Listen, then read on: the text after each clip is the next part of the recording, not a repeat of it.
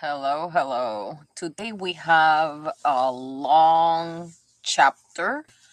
So if you're driving or whatever, just pay attention to the different things that we're going to talk about. As I always state, I am spiritual in nature, which means that my mostly is based in unconditional love, which are the teachings of Jesus.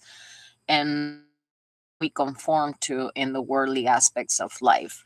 Starting with that, we are gonna start with, as I explained before, understanding why is it so important to understand yourself first so you can actually understand what unconditional love is.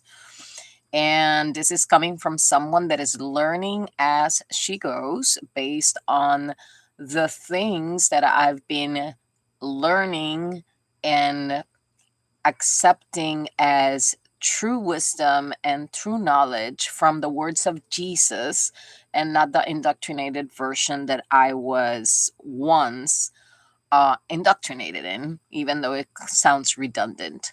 So, what we're going to talk about today is the moon transferring into Leo. As you all know, Leo, it's all about strength.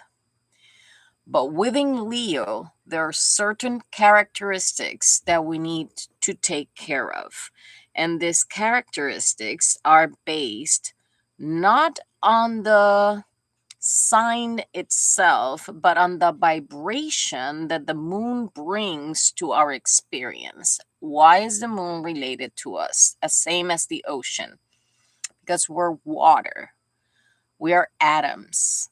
We are all built of atoms. And in every atom, there is energy. And when that energy is not focused or centered, aligned in chi, or if you call it chakras, whatever you want to call it, it's all the same. It's energy. We need to understand how the moon affects us and our personal emotions. Remember, every single emotion we feel is based in our experiences, culture, and upbringing. But that doesn't mean that we're the owners of the truth of anything or anyone. We can just share ideas, and everyone can adapt the ideas to their personal life. So if you are one of these people that when there is a full moon or a crescent moon or a waxing moon or something like that, you feel different, then this is for you. All right. So the moon in Leo, it's energetic, romantic, but also superficial.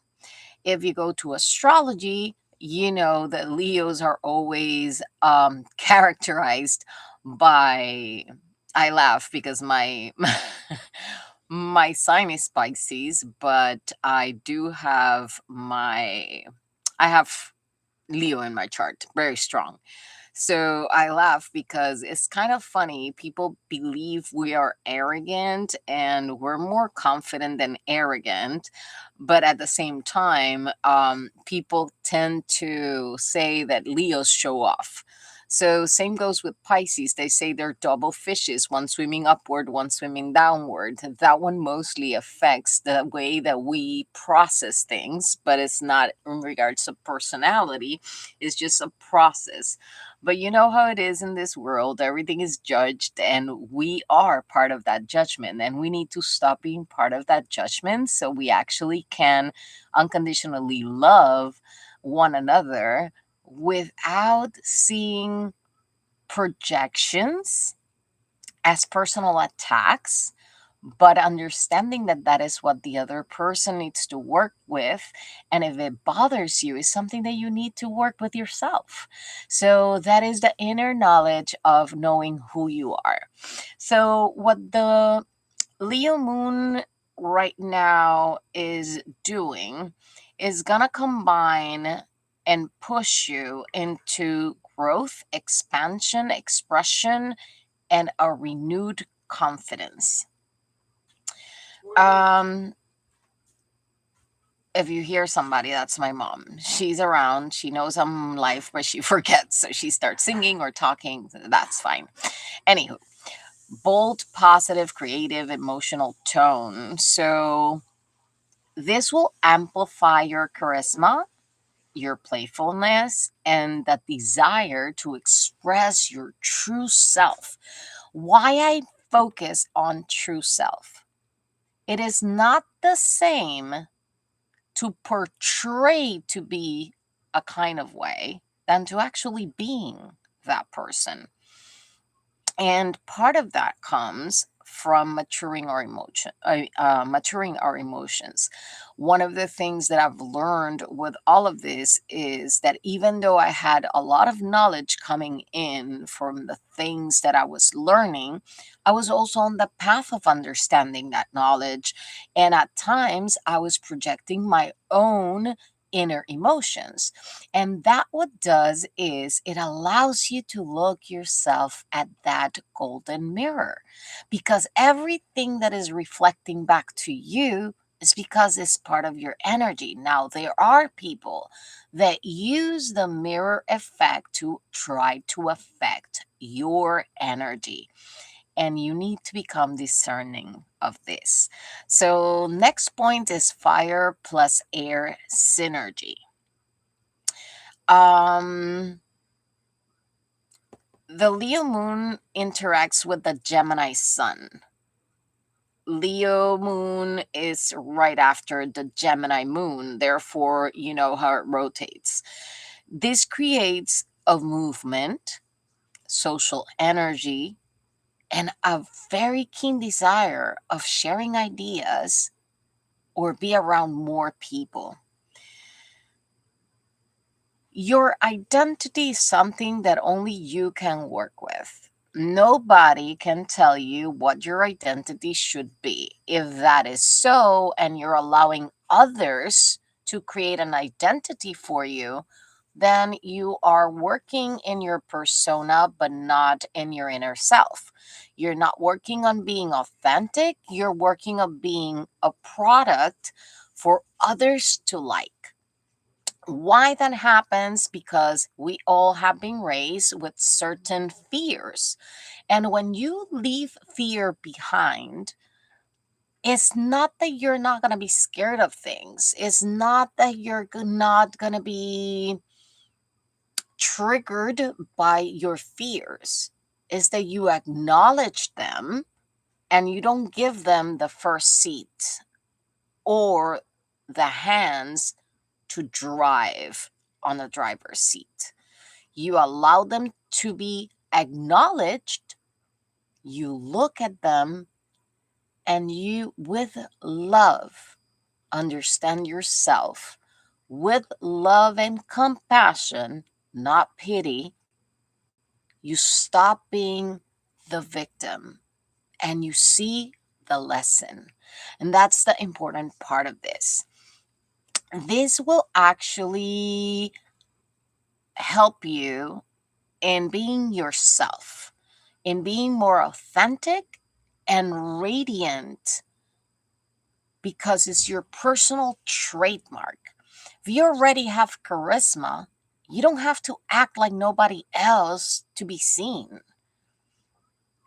You are just yourself and you attract people because of your vibration. Now, some people will see your light and they will feel uncomfortable with it. And that's something that we need to learn to discern based on the words they speak. And we all fall into that trap. We all fall into that trap because we all have our own perception about things. We all have our own minds that can go bananas, like I call it, and imagine 20,000 scenarios when there's only one truth.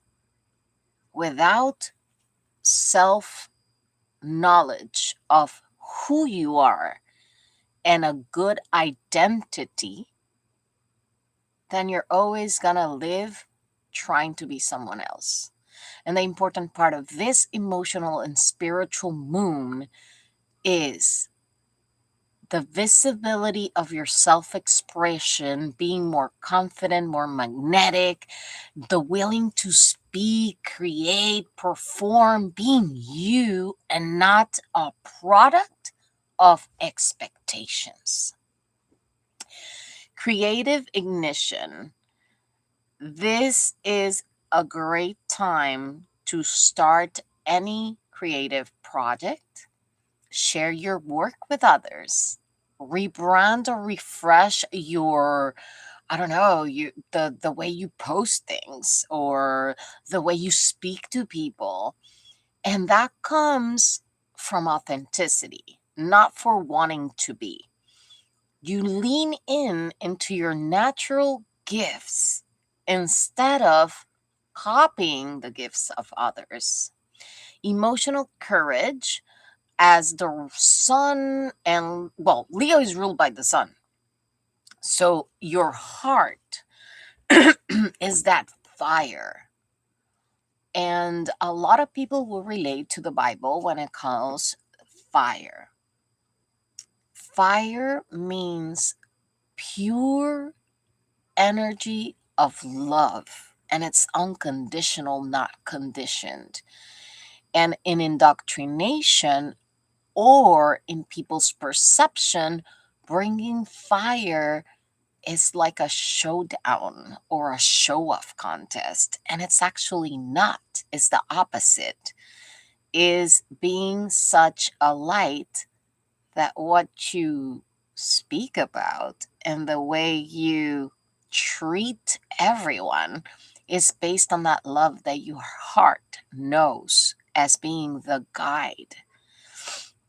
So there's a lot of things we need to learn about emotional courage, like being braver emotionally. As you guys know, I suffer a PTSD, which is part of me avoiding, I will say, healing the words that I allowed in the past to hurt my feelings, to affect me. When you stop being affected by words, you transmute energies. And a few years ago, I tried to explain this to other people, and unfortunately, it became like a battle. And I don't want to talk about it anymore, but it's worth to mention because if you're going through that situation, remember, fire cannot be quenched unless there's water. Fire can also be how people try to press your buttons. Water is how your emotions take that word, insult, or whatever it is. And then the connection that opens your heart, that is compassion. Not feeling attacked, but understanding the projection. Willing to take a risk in giving the benefit of the doubt, not accepting the insult. Why? It could be an intention of these people or anyone to hurt you, but it can also be a truth that you don't want to hear. So that's why you need to go within. A call to authenticity. This moon is actually when you activate everything, because August 2026, there's going to be an eclipse. And you need to be prepared for the backslash that that's going to bring to humanity. And we all are part of that. We are all connected, interconnected, and the things that happen in the world as a portion of it will affect the energy of the collective.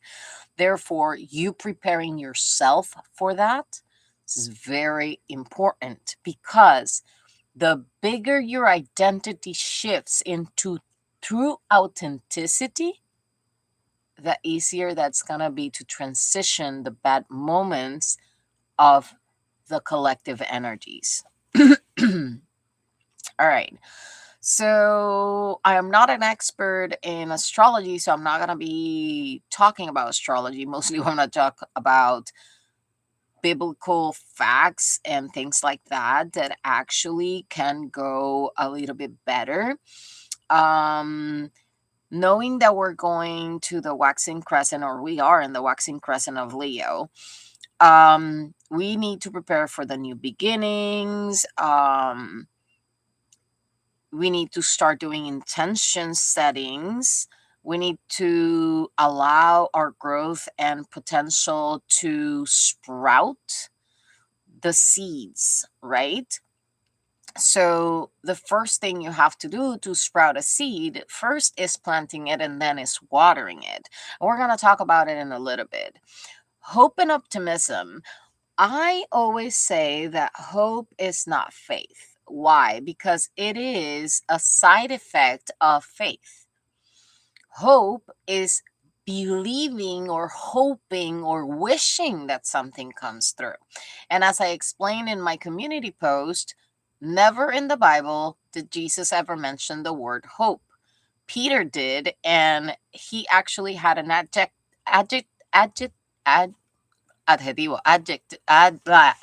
a tongue type for me. Adjective, whatever the word is for before a verb or whatever. I'm totally out right now.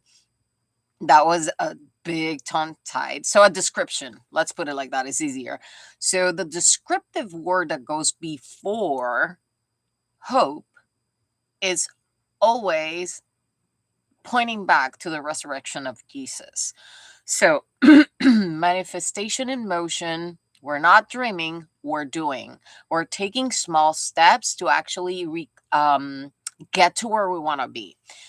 The feminine intuitive energy, it's the archetype that is actually now is going to develop within humanity. And we're not talking about men or women, we're talking about an energy, right? So if you want to know more about it, search a little bit about feminine energy and see how it affects your life. All right. Let's see. If we move to the biblical and symbolic resonance of waxing crescent, it mirrors the Genesis creation energy. It's the light emerging from darkness, and this happens only for those who took the pilgrimage into their inner selves and took accountability of their own projections. And this is very important, because as I was learning, obviously I was projecting like everybody else. Now that I understand where my projections come, I cannot blame my PTSD. I can say it, state it, because it's a fact, but it's not truth. Why is a fact that it's not truth? Because we are what we believe we are. And if we allow ourselves to be stigmatized with any condition, then we are accepting that we have a specific condition that can enable us. Now, if we accept the condition, but work with our emotions to understand how the condition affects our neurological body aspect, then we can tame the lion. So, you can compare this to the parable of the mustard seed, the first fruits principle, etc. What I want to do right now is tell you how to start a ritual. Again, people, if you want to see rituals as demonic, then stop kind of like turning a light. If you want to see rituals as demonic, then stop doing the same things over and over again every day. That is a ritual. It's not demonic. It's just an aspect of us taking care of organizing things and putting them in writing so we can work with them. So past that, let's go with the ritual for the waxing crescent ritual. You want to start by writing things like, let there be light within me, because the light is already inside of you. So because the light is already inside of you, I will change that for, let the light within me shine bright. Why I would say that differently? If I see, let there be light in me, I'm asking. But if I speak from knowledge and I know that light is already inside of me, then I'm going to say, the light within me shines bright. See the difference? It's all about the words, how we say it, how we prepare the space. So we are planting seeds. What are you going to do? You're going to take a piece of paper, and from the goodness of your heart, you want to come up with your seeds. What are the seeds that you want to plant in yourself, not others? We're talking about self-work, self-healing, shadow work here. So what do you want to accept about yourself? Do you want to accept the good parts of you? Or do you want to have compassion with your shadows? So that's where you have to find the space to sit with yourself, look at the mirror, and plant those seeds within you. No one can do that for you.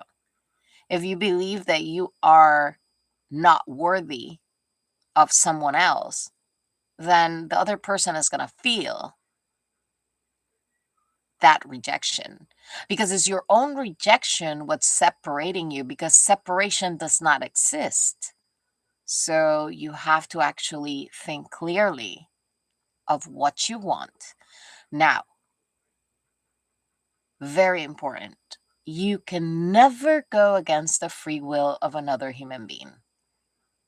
As much as we're indoctrinated to pray for others and wish that others can see the light, the best prayer for that will be, if you pray to God or Jesus, to tell them, whenever is thy will, that whoever you mention the name sees within the light they're carrying, allow it to be in their perfect timing. Why? If you try to force that belief in someone else, it's going to become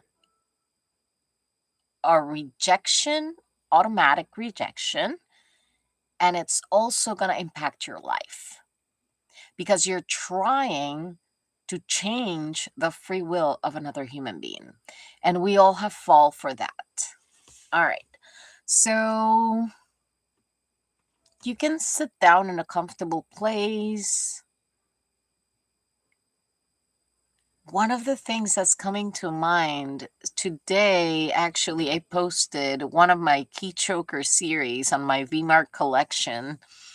That's soon gonna be in TikTok shop, which is fun because if you want to symbolize or imagine something, imagine that key. You can draw the key to your heart and symbolize it, symbolizing that it's a new beginning for you, and from now on that key is going to open your heart so you stop reacting and start actually understanding yourself. Um, if you have a seed and you want to have it with you, a blank page, maybe a small piece of jewelry that you identify with. As I explained before, symbols are symbols and they mean whatever you want them to mean. So if that's your intention, you can start with that. You want to inhale with the first light of day. So you want to try to wake up before the sun rises. And that is a practice that is very beautiful. You want to wait for the sun to come out. You want to inhale and imagine the light bright inside of you coming from your heart. And then you want to release any type of worries. Remember, faith is knowing it's going to happen, not wishing. Always remember that. Let's see. You can put things like, I begin my creative work with courage, or I am open to divine opportunities. I am open for a job offer. Things like that. Whatever is it that you're going through that you see as a circumstance, think backwards. Don't think about the circumstance. Think about the things that are coming to solve it. Okay? Bless the beginning. A lot of people know that in the Bible, it's always said they use oil to bless, and olive oil is a very nice conductor. If you want to bless your oil, you just have to put it in a glass or in a glass container, and with your two hands, you can put them and hold the container and just say out loud that this oil has been blessed. You have the authority to bless and cast away demons. So remember that always. You can use water. You can put a glass of water between your hands. And in the morning, as soon as the sunlight comes out, you can hold it up like an offering, and you can say, this water will purify my heart, my mind, and my soul. And you can drink it with the utmost intention of true coming from yourself. You can simply use your hands and impose your hands on yourself. Hand imposition heals others, but also can heal yourself. You are the one that carries that energy. So you can just put your hands together, rub them a little bit, put them up, allow the spirit of, I would say, Jesus or God, whoever you believe in, to be the one that intercedes for you, and put your hands on your crown chakra, on your forehead, on your ears, on your throat, on your heart, on your stomach, on their belly, on the legs, and heal yourself. See that light healing yourself, and you can become one with divine guidance.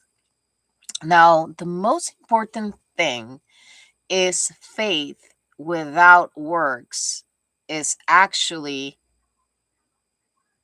dead. Why? At the beginning, I had the wishes and the hopes for what I was sharing with others to be something that could help them heal. But as I started healing myself, I saw why we have so much duality. Because we're looking outside for something that we have to look within. We're waiting for something instead of the knowing that we already are that. So when you start changing your mindset, changing your focus, a lot of things change. So, obedience. One of the things that I always called myself was a rebel. Not because I wasn't obedient, it was because I like to learn on my own. I became way too independent, way too autodidact. Um, Never in my life I needed anyone to sit with me and explain me anything for school. I will pay attention in class and I will know how to do my things. And if not, I asked my dad for an encyclopedia and he gave it to me. I will search it, learn it on my own, and teach myself how to solve things. That's why I have a type of creative mind that doesn't conform to one specific perception. I see things from different perceptions, and when I evaluate them, sometimes I can come up with better ways of how to do it myself in my own timing. And that is something that I learned from a very short age based on, I guess, my individuality. All right. So the best part of this is always closing with gratitude. You want to honor the space, the light that is returning to you, the seed that is growing in you, and you want to bless the path of that opening channel between the what you believe is true and what you are going to accept like truth. If you accept an insult as a circumstance and you're offended by it, then what's going to happen is that's going to rule your train of thought. If you listen to somebody insulting you and you see it as a projection of who they are, of their character, then you can honor thyself. There is no need of reaction. There is no need to justify or try to tell anyone who you are, because you know deep inside who you are. But if you're still affected by the words of others, it means that you're living under a false perception of identity. And a lot of people say, oh, people at the 50s and 40s, they go through menopause, andropause, and they have a identity crisis. You know what I would say? I would say people that finally got tired of not being able to understand true unconditional love, there's going to be a point that they're going to reflect. Others will not, because it's more difficult for them to confront their own shadows and take accountability than to do what's right. And that's very important because you need to understand who taught you to lie. The moment you understand that, you release it and then you start being authentic. That is all when it comes to the part of the ritual, but I want to jump to the biblical part of all of this. Today I was meditating and I looked at a painting I have, and all that came to my head was the burning bush, the burning bush, the burning bush. So I did a little bit of digging up what is the biblical aspect of the burning bush. And what I can come up with based on scriptures is the flame of fire appears from the midst of a bush. The bush burns, but it's not consumed. Listen to that. The angel of the Lord appears in the flame of fire from the midst of the bush, of a bush. The bush burns, but is not consumed. That's how love should feel for yourself and others. Love is not losing yourself or consuming yourself to accept or please anyone. Love is something that has to come from how you feel with yourself. so you can open yourself and be vulnerable with another person and speak about your fears. So there is compassion and understanding. It's not a space where the projections, the reactions are going to consume it into fire, burning anything around it.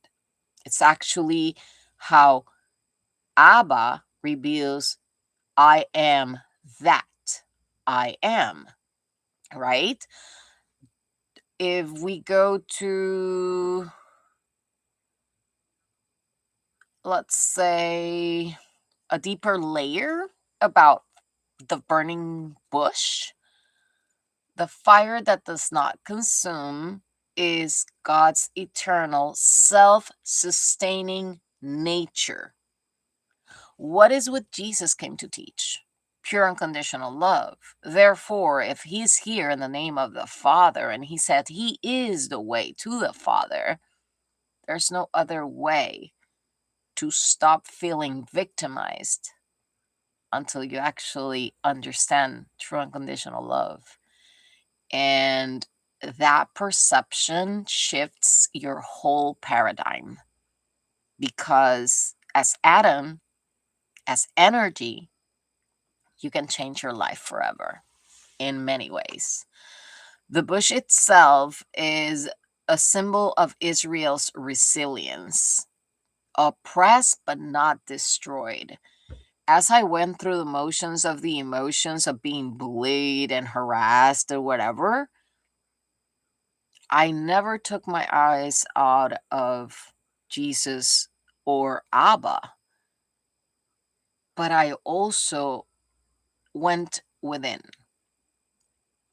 What was I saying with my own mouth that was bringing the fire?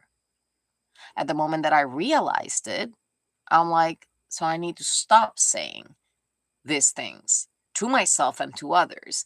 And that's where I understood more about free will, prayer, and other things that will come eventually to you as you start looking more within yourself. Now, when someone removes their sandals or they bow until in front of somebody, the reverence is a humility and a recognition of holiness or greatness. There are no hierarchies in earth. There are spiritual hierarchies, but no man is bigger than other men, as we all are one. And that oneness is one true unconditional love fact, that we are all within ourselves pure light that has been conducted into the darkness so we can find our, let us say, our journey back home to ourselves. So, Abba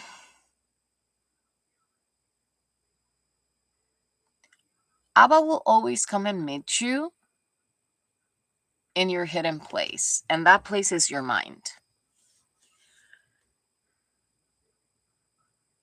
All those thoughts that you have are a resonance of the words that others have spoken over your life. The moment they lose power in your head is the moment you transform and you stop performing and start being authentic. Why I say you stop performing? Everyone that has been indoctrinated has been performing a role in their life. Someone long time ago said, write your own story, be the main character. It wasn't until I realized that I fell back into the habitual of feeling the victim that I need to not see opportunities as opportunities, but as attacks or as a place to be scared around and defend myself. based on the bullying, based on other things that happened, that triggered me into that mode. But I already had studied that part. What I didn't understand in the moment was why I was circling back and back and back. And I realized it was related to the moon cycles and the specific times when someone tried to open a specific wound to keep me in the same cycle. They say that when you lose fear, no one can have a grip on you. Therefore, believing in God, Jesus' words, will get to there. Trust me on that one. And it's beautiful. It's beautiful because being sovereign and being able to open your heart again after so many experiences that you'd had in your life is the only way that you're going to find your authentic, true, and pure light. And you can give it to others without expectations, but with respectful boundaries, which is amazing. All right. Um, you can trust in divine presence, divine protection, divine mission, divine identity. All of this will come up with this ritual. I truly, truly believe that only you can find what you're good at if you get to know yourself. If you get to doubt yourself, you don't have an identity. You say you believe in Jesus, but you're not acting correctly. If you say you have a calling, but you're not actually being true to the calling. If you know that he protects you, but you're still scared. If you know you can't heal yourself, but you don't believe it, then that is not righteousness or true belief.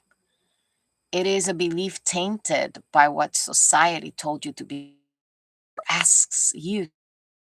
So it's very important that you find that in, so you can act, let it grow. Uh, Part I want to talk about is the Lion of Judah. Why the Lion of Judah? Because Leo, the lion, right? Strength.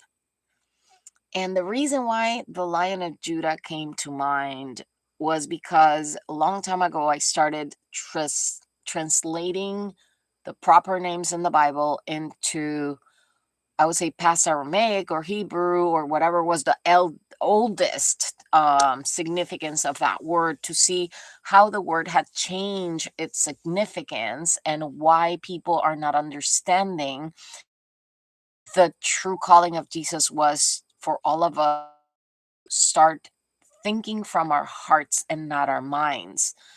Because do everything with your, then the words that you're going to actually say with your gonna come compassion, care, but when you from a wound and your heart is closed, everything is gonna feel like an attack when it is not. So that's why you need to learn about the Lion of Judah. And if you look at the meaning of lion in Aramaic, lion is Arya, and Game of Thrones area, right? It's courage, strength, and majestic power, right? Majestic power come from your heart, where the seed of is actually. There is another seed called the Christus is in the base of your spine. So that is why alignment is important, so you can get enlightenment by connecting your heart and connecting that seed and creating the oil. Aside that, the name Judea or Judah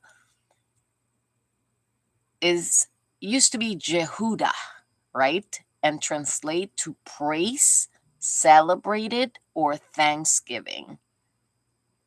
The Lion of Judah is the strength to be grateful.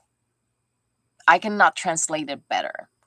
The strength to be grateful. Okay? Why?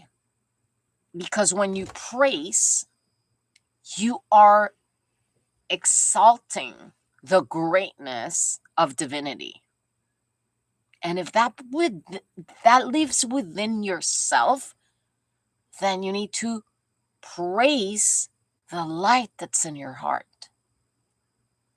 If you praise that light instead of seeing all the darkness around you, that's why he asks you to silence your mind. Silence your mind and open the eye of the spirit. When you have intrusive thoughts,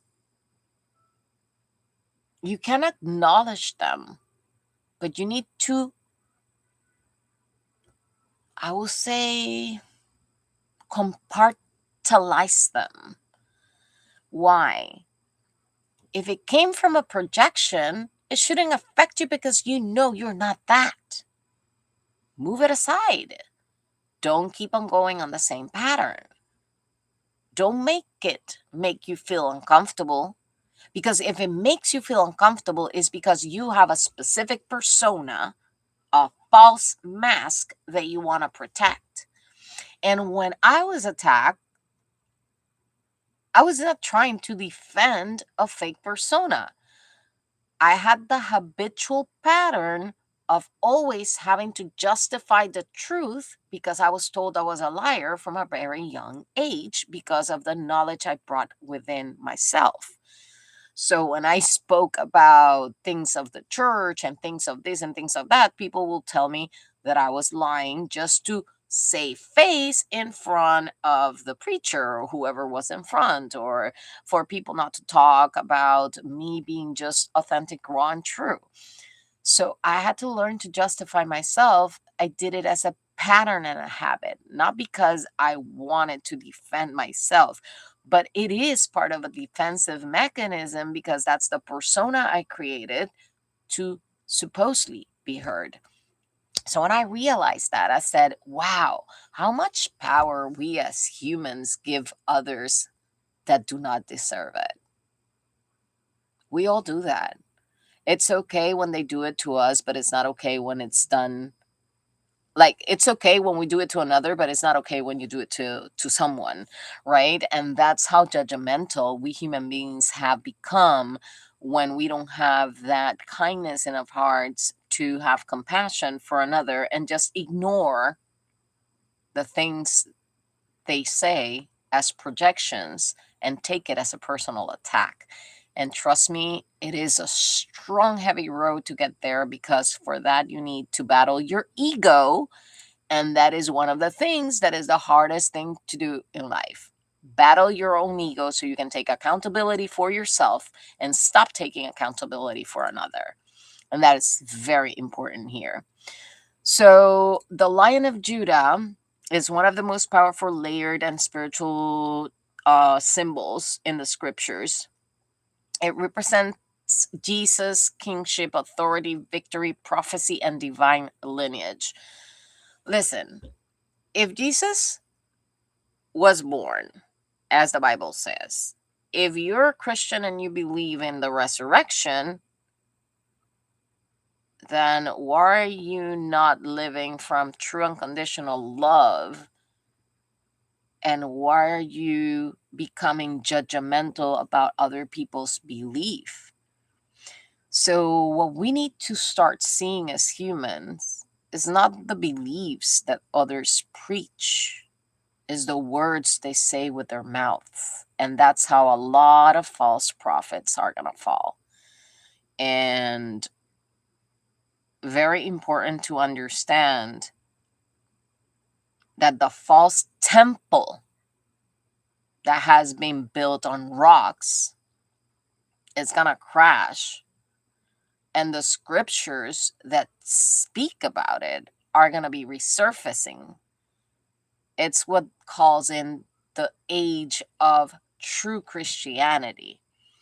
The movement started as a beautiful movement that got tainted by society standards. It became segregating, discriminatory, and also hierarchy. All of that needs to be destroyed for the true love of Jesus to come back to your heart. And unfortunately, the way we have been indoctrinated doesn't help, and our ego doesn't help. So the moment that you actually can see your heart for what it truly is, and you acknowledge how much ignorance you have said and came out of your mouth, that moment you're going to have unconditional love for everyone, and you're going to understand that in life there are no rejections, and some of them are God's protection. We are all intertwined one way or another. We all have beautiful things to learn and teach one another. But if you have a hierarchy and your ego is calling you to feel superior, then you're not in alignment with true unconditional love. Therefore, no one can see your soul and your spirit for what it is. True, compassionate love that speaks of truth and not falseness. If somebody comes to you with this kind of love, you're going to reject it because you're going to think it's not true. It's not existent, because that's not what society told you. But it does exist. And it's beautiful. I always tell people, if you look at a person with a disability like I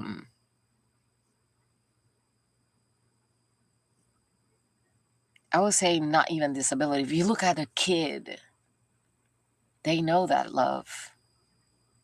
Even though they already have their nervous system wrapped around the circumstances of their home and their lineage, they still remember that kind of love. Down syndrome, they still remember that kind of love. It's not until they get polluted by the mentality of men that they feel different. But that's what happens with everyone. Society has stigmatized us in ways that we accept diseases as a fault, as a pattern, as a indoctrination. But at the end of the row, it's just stuck energy from past lineages, from past cultural beliefs, from wars and things that happen that still affects us today. That energy that is stuck because of media, because of everything that happens around the world, because of whoever is trying to control our energies to be in a lower vibration. So I speak about Jesus. If you believe he was alive or not, it doesn't matter. It's the teachings behind him. You don't have to believe that Jesus was there, but if you believe in the words that actually open your heart to become true, loving, and unconditionally loving another, your whole life is going to change. If you stop focusing on the bad and you see what it taught you, what lesson brought into your life, you start going to be grateful. If instead of complaining, you change your job or you do something different, and there's no more complaint. But if you don't know what makes you happy, then you're never going to get out of the cycle. So that's all for today. Abba is guiding us to Ecclesiastes 5, and this is a profound reflection on reverent worship and the emptiness of material wealth. I'm not saying that having material wealth is evil. People need to make peace with money. Not because people have too much money, they did something wrong. Not because people have too much money, they think they're better than. I know a lot of millionaires that actually, you see them in the street and you cannot recognize that they're a millionaire. See others that, as I say, are new riches that you can over their face. It's not how much money you have, it's who you are. True character, not persona, or I will say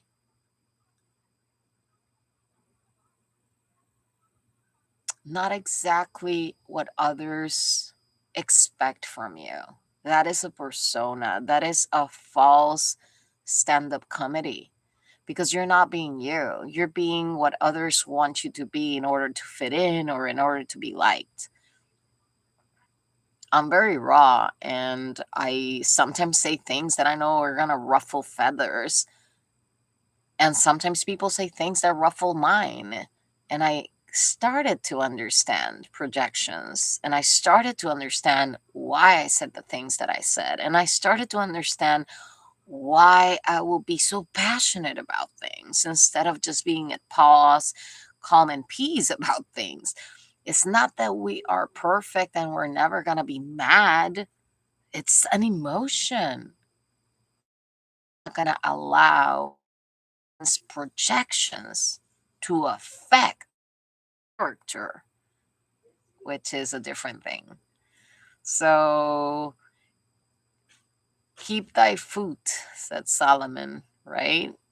Walking cautiously and thoughtfully into the house of God, the place of worship. And that is your mind. That is not a temple. That is not church. It's your mind. Your temple, your body, church, your mind. When two or more are gathered in my name, the Holy Spirit will be there, because you're both there with one true intention of being grateful, of worshiping. The sacrifice of fools. That is very important. Going through the motions of religion, empty sacrifices, vows. But who's listening to Jesus that instructed everyone to treat one another as they want to be treated themselves? That's why I always say it's good if you do it to another, but not when it's done to you, right? That's how hypocrite we all are when we are rooted in ego and wounds. So, listening over speaking, I always had a tendency to interrupt people. And the tendency was because when I used to speak, I was always getting interrupted, dismissed, and I will say ignored when being a child. When I realized that I was still carrying that over, I understood why at times not listening to a full sentence can change the whole significance of that sentence. And a lot of people does that because they're already in reactive mode, and that's part of why I developed the PTSD condition that they say I have. There's more things in there that you should focus in. Enjoy the present, peace over anxiety. Anxiety is living in the future, depression is living in the past, and the way through that dark pit of hell is the heart, babies. The heart. And that's the most difficult part, because for you to love unconditionally, you have to be reborn. Ego has to die, and true love has to be rebirthed in you. All right, it's almost been an hour. I hope you guys like this. If you liked it, go ahead and share it with someone that might need it. I don't care about likes and subscriptions. I just care that if the word needs to be entering anyone's life, it enters at the right time, in the right moment. And I will always be grateful for Abba and Jesus to place this seed of love in my heart so I can share it with others that went through the things that I went through, so they can come out the other side feeling not victorious as a boasting way, but actually as a blessed way to understand that He will touch your heart if you listen to Him, if you allow yourself to be loved unconditionally, and if you give yourself that love, care, and compassion without pity. Love you. Bye.